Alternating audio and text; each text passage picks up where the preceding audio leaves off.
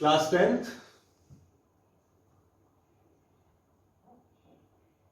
First unit means first chapter इसका जो है वो रियल नंबर्स है। रियल नंबर्स जिसका तात्पर्य है वास्तविक संख्याएं। अब वास्तविक संख्याओं के पहले भी आप बहुत सारी संख्याओं के बारे में जानते हैं, क्योंकि इसके पहले के क्लासेस में बहुत सारे संख्याओं के बारे में आपको बताया गया होगा। तो आप प्रारंभ किस संख्या से किए थे?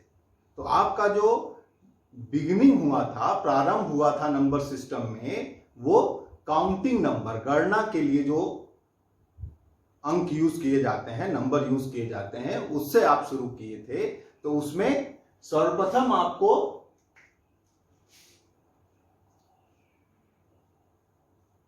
प्राकृतिक संख्याओं के बारे में बताया गया होगा। लेकिन संख्याओं के इंट्रोडक्शन के पहले हमारी सभ्यता में किसी भी संख्या का ज्ञान नहीं न होते हुए भी गणना करने की प्रक्रिया थी। अब उस प्रक्रिया में अगर आप जाएंगे तो प्राचीन सभ्यता में जब नंबर सिस्टम के बारे में कोई नहीं जानता था, आज हम लोग जानते हैं नंबर सिस्टम के बारे में, तो कैसे लोग गणना करते थे। तो उसके लिए एक इंटरेस्टिंग स्टोरी आपको बताते हैं कि प्राचीन सभ्यता में जो मेन सोर्स था पशुपालन था। तो अब जो लोग ये कार्य करते थे तो रात्रि के विश्राम में जब वो अपने जानवरों को किसी भी कंपाउंड में अगर वो रखते हैं अपने सारे जानवरों को, तो जो भी मान लीजिए कि रख दिए हों, तो अब उनको हम लोग आज के डेट में आसानी से बोलते हैं कि 1 10 है, 20 है, 50 है, 100 है, 150 है, 130 है। लेकिन उस समय ऐसा कुछ बोलने का सिस्टम था ही नहीं, उनको कुछ ज्ञान ही नहीं था कि क्या करना है। तो कैसे वो काउंटिंग किए थे? जो पशुपालन के कार्य में थे, क्योंकि मुख्य सोर्स यही था उनके लिए। तो वो लोग गणना के लिए जिस स्थान पे विश्राम करते थे रात्रि में, उस स्थान पे गायों को किसी कंपाउंड में घेरे में रखते थे। तो घेरे में जो एंट्री पॉइंट था, तो एंट्री पॉइंट से जैसे जैसे गायें प्रवेश करती थी, उतने ही पत्थर को या पत्थर के छोटे छोटे टुकड़ों को वो इकट्ठा करते चले जाते थे। और ये प्रक्रिया जितनी भी चलती थी, और इन सारे छोटे छोटे टुकड़ों को ईंटे के, पत्थर के, जो भी उनको मिलता था, तो उसको वो एक जगह बैग में भर के रखते थे। अब जब सुबह गायों को बाहर निकालना होता था, एग्जिट कराना होता था, तो कैसे वो चेक करते थे कि जितने पत्थर रखे हैं, तो जैसे जैसे क्रमवार गायों का प्रवेश या जानवरों का एग्जिट कराने के लिए, निकालने के लिए उनको एक एक करके निकालते थे।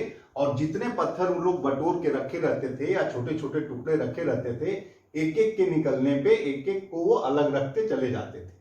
अब लास्ट में अगर सारे पत्थर खत्म हो गए, इसका मतलब कि उनकी गणना जो है सही है, उसमें कोई बदलाव नहीं है। लेकिन अगर कुछ टुकड़े बच जाते थे, तो वहां पे आज के समय में हम लोग आसानी से बोलते हैं कि 3 4 5 7 8 आर मिसिंग, या इतने लोग गायब हैं। या क्लास में आप लोग बोलते हैं कि आज की क्लास में 100 में से 15 बच्चे नहीं आए, 17 बच्चे नहीं आए। तो ये तो हम लोग बोलते हैं कि 17 नहीं आए, लेकिन उस समय इसका ज्ञान ही नहीं था। तो क्या बोलते थे वो? जितने पत्थर के टुकड़े बच जाते थे, तो उनका सिंपल सामान्य भाषा में बोलते थे कि इतनी गायें गायब हैं,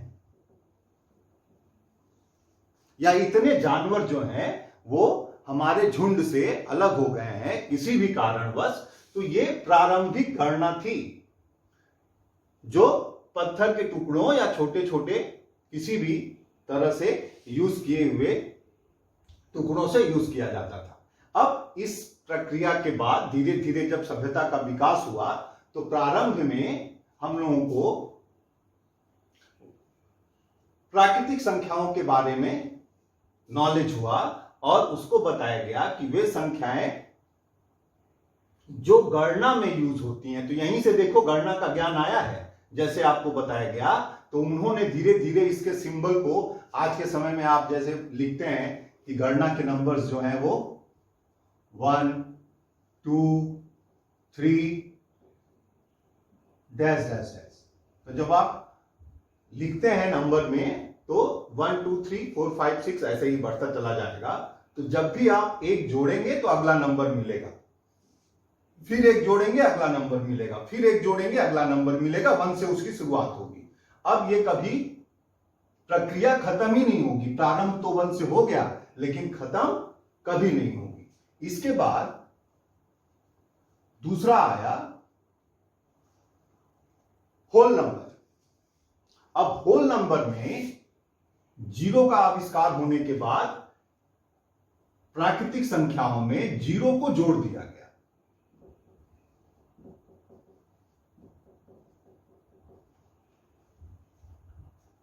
क्योंकि जीरो के लिए आप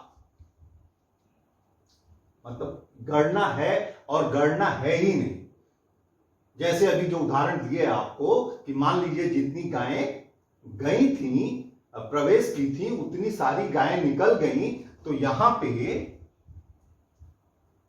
लुप्त हुई गायों की संख्या जो होगी वो किसके बराबर होगी? नहीं है। नहीं है मतलब कोई नहीं खोया है या कोई जानवर नहीं गायब हुआ, इसका मतलब जीरो। अब इसके बाद फिर पूर्णांकों का ज्ञान हुआ, और पूर्णांकों का ज्ञान आपको जब इतने विकास के बाद जब समीकरण बनने शुरू हुए रैखिक, तो रैखिक समीकरणों से पूर्णांकों की उत्पत्ति हुई कि जैसे आप समीकरण ले लिए x - 4, तो ये तो शून्य कर दिए आप, तो यहां पे x का वैल्यू आएगा 4, लेकिन अगर x + 4 = 0 आएगा तो x का वैल्यू क्या आएगा? तो सोचो, जब आपको केवल पूर्ण संख्याओं तक का ज्ञान है तो पूर्ण संख्याओं में ऊपर ये दिया गया सीक्वेंस है, इसमें ऐसी कोई संख्या है ही नहीं कि 4 जोड़ने पे 0 आए। तो उसके बाद पूर्णांकों को बताया गया, और पूर्णांकों के लिए जैसे ये 0 के बाद जो नंबर्स हैं ये 0 के पहले आएंगे और उनका चिन्ह जो होगा वो माइनस हो जाएगा, -3 -2 -1 0 1, और इस क्रम में ये आगे बढ़ता रहेगा। That's all.